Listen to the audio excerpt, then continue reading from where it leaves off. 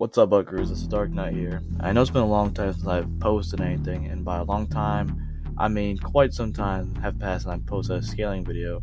So I decided I want to return by discussing a topic that's pretty controversial around the community, and that is the newfound strength of Lord Frieza. And if you read the title of the thumbnail, yes, that does say what you think it says, but I'm going to explain to you guys why I think Frieza's strength has gone to that level of even surpassing Whis. So before you guys go typing away in the comment section, just hear me out, and let me give my reasoning as to why I think Frieza is so strong. We already know that Frieza has insane potential, but let's just put it into perspective. So out of birth, Frieza had a power level of about 120 million. And to put this in perspective of dimensional tiering, the destruction of planet Namek by first form Frieza was calculated to be at 6.44 times 10 to the 43 joules of energy, which is large star level. And from first form to his full power state, Frieza grows about 226 times stronger, as he grows from a power level of 530,000 to a power level of 120 million. So times number from the calc by 226, that comes out to be about 1.45 times 10 to 46 joules of energy, which places full power Frieza from Namek at solar system level. Now after getting resurrected, with just a couple months of training, Frieza obtains a new form and is even stronger than Super Saiyan Blue Goku, who is well above low multiversal. Considering Goku absorbed the God form into his base, and that said God form was going toe to toe with Beerus, and just their fighting alone was to destroy the entire macrocosm of Universe 7, and that macrocosm has multiple space times located inside it. So with just a couple months of training, Frieza quite literally got more than infinitely stronger as he jumped from solar system level to low multiversal. And if you need an explanation for that, I have Surfbone's video linked on how dimensional tiering works, so go watch that if you need an understanding, as he explains it really well. But the point is that Frieza has an insane potential, far more than any Saiyan will ever have, and in 4 months he closed the gap on Goku with more than an infinite gap in strength, and that was a Goku that had been training for over a decade now, on top of already being surpassed Frieza, so imagine what Frieza could do in 10 years. What's called in the community as Black Frieza, and this form debuted a little over a year ago from now. And when this happens, Frieza tells us how he trained in the hyperbolic time chamber, his own one that he found on one of his conquered planets, and inside there he trained for about 10 years, and noting that he put in an immense amount of effort into it to ensure that no Saiyan ever surpassed him again. While very much holding back, he puts a hole through Gas, who was already beating up Goku and Vegeta. And this is a buffed up Gas, by well, the Gas that was beating up Goku and Vegeta was skinny, still holding back, and this Gas that charges at Frieza actually buffs up in muscle, so Frieza actually put a hole in someone that not even Goku and Vegeta could handle. A strong version of that, if you will.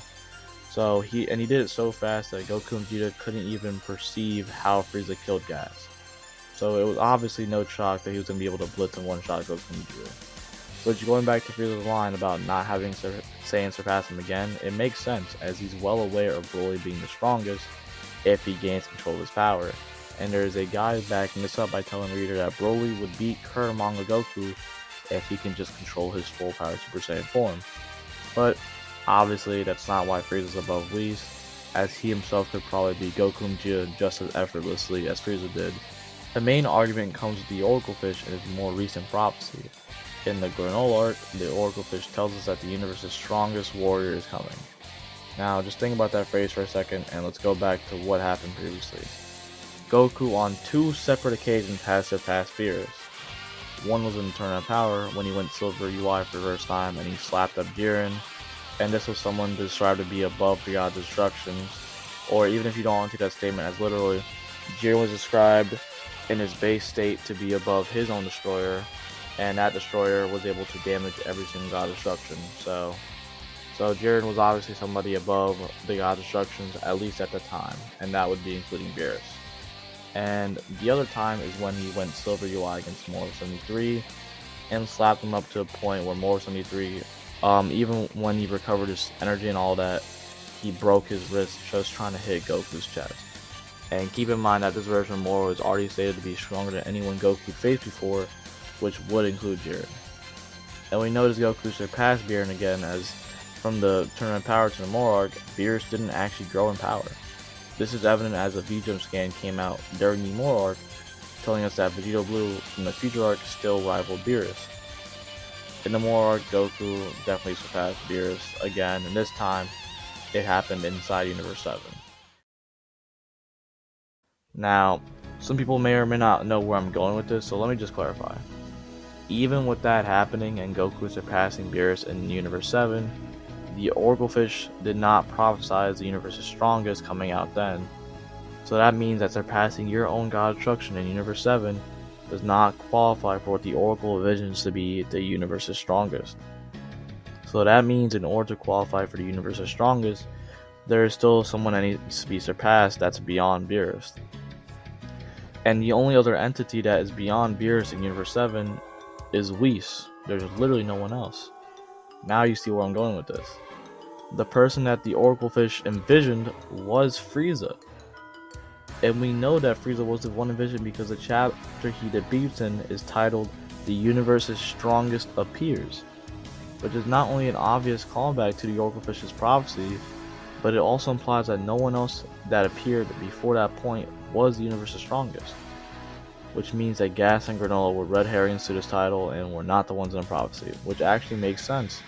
The Oracle Fish literally sees Gas from when Goku and him are teleporting from planet to planet, and the Oracle Fish has no idea who he is. It's a subtle detail that most people glance over, but it was left there on purpose to allude early on that Gas and Granola were red herrings. So we have established that in order to be the universe's strongest, you need to surpass everyone in the universe, including the Angel. Which in the grand scheme of things, that makes sense, is how can he be the universe's strongest and be weaker than someone in that said universe? Which is actually another way you can tell Granola and Gas are red herrings because of another hint Toyotaro dropped in the story. Both of their wishes had this specific limitation of being stronger in the universe besides the gods.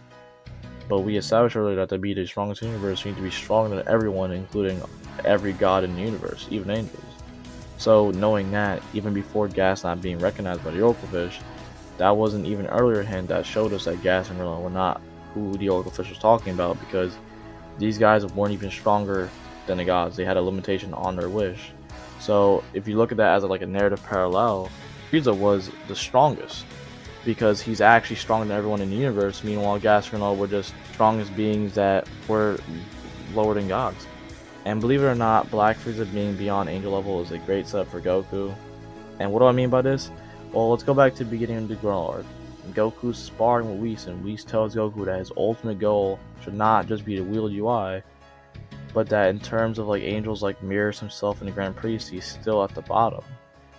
And Goku acknowledges this by saying he's excited to grow even stronger, implying he wants to surpass all the angels.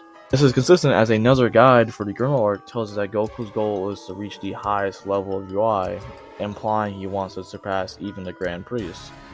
With Whis telling him that he needs to master his own form of UI by linking it back to his true nature as a Saiyan, and he needs to stop imitating the angels, because him and the angels are fundamentally different beings.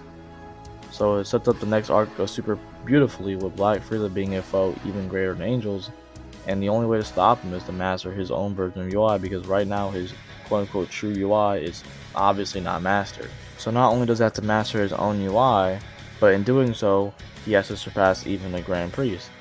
And it's not even the first time they had this narrative happen, because this also happened in Eternal Power, where Goku had to surpass Jiren, someone beyond the gods' destruction, by tapping into a technique now beyond the gods. Now it's going to be on a higher level where Goku would master his own Saiyan version of UI to step beyond the angels in order to defeat Black Frieza.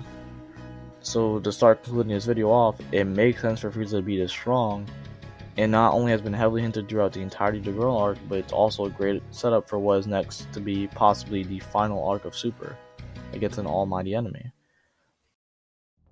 Now, I could be wrong, 100% chance. There's a chance that all these hints are just massive coincidences and that Toyotaro and Toriyama are heading towards a different direction of Frieza.